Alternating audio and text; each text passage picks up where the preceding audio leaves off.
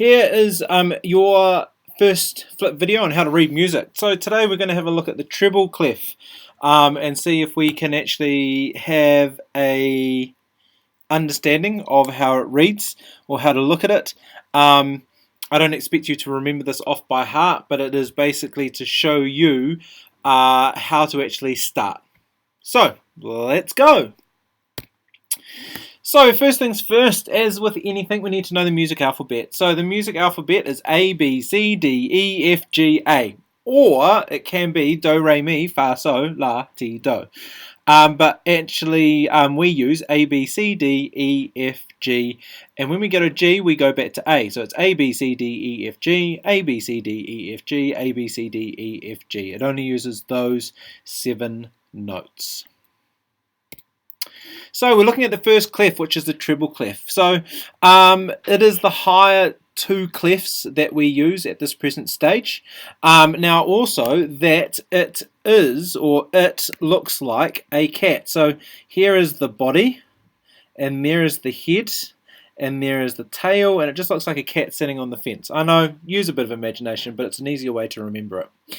It actually also, the treble clef is used on the right hand side of the piano. So your right hand uses the treble clef to play it. And also other instruments that use a treble clef are the flute, the violin, the saxophone, the treble voice, and the trumpet, and so many other instruments. So generally the high register instruments will use the treble clef.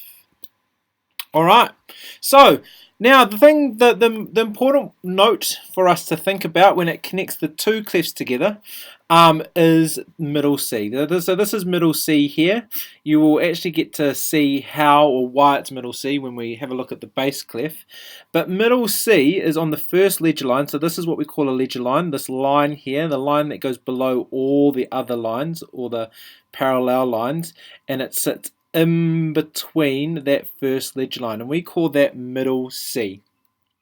Now, so if that is then C, if we're going up the alphabet, C, D, E, F, G, A, B, C, D. If we're going down this way, we are going C, B, A, G, F, etc., etc., etc. Alright, so this is how middle C is connected in the treble clef. So we have the C, and then we have D here, E, F, G, A, B, and C. So every time you go up a note, you go from line to space, line, space, line, space, line, and then space. Okay.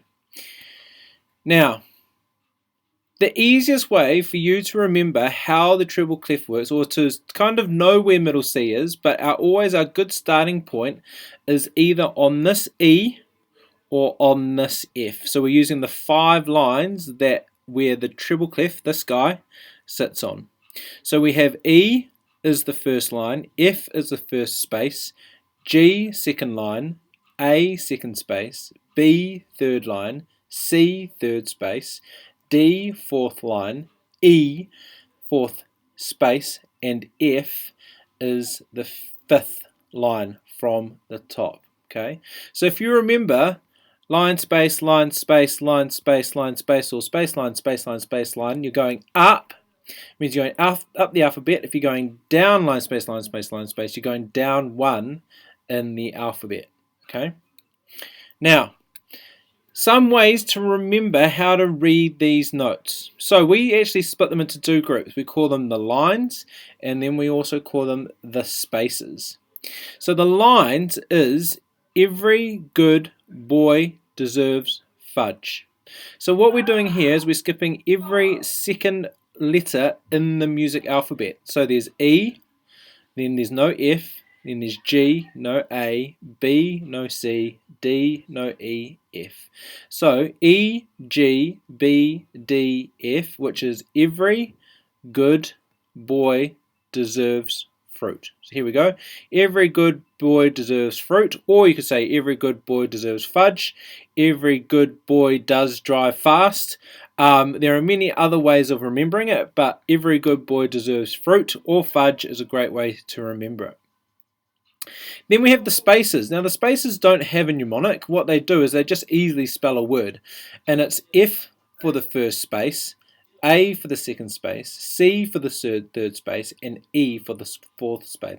So all it is F, A, C, E, which spells face. Now, the thing is, a bit of a tip is that if you can remember one of these, either the lines or the spaces, then you should be able to work out all the notes in between. So if I remember all the spaces, that it spells F, A, C, E, and I'm wanting to go to this note on the line, I remember that this is the second space, so it's A, and that's the third space is C. So the letter in between A and C, which is here, is B. Okay, same thing here. Here is C on the third space, E on the fourth space. If I want to find this note, I find the letter between C and E, which of course is D. Now here is slightly more complicated, but hopefully you should be able to work it out. So here's the first space, it's A. Here is the second space, first space, F. There's the second space, is A. Now F and A, well actually we don't know, well there's no letter between F and A, or there's many letters between F and A, but not one that that represents one, unless you remember that the music alphabet only goes up to G. So once you hit G, you go back to A. So the letter between F and A is the letter G. So that is G. So if we have a look at there is G, and then you go A, then B, C, D, E, and then F. Okay, so remember that, and we will practice this in class, so then you have a better understanding of what is going on. So, ka kite ono.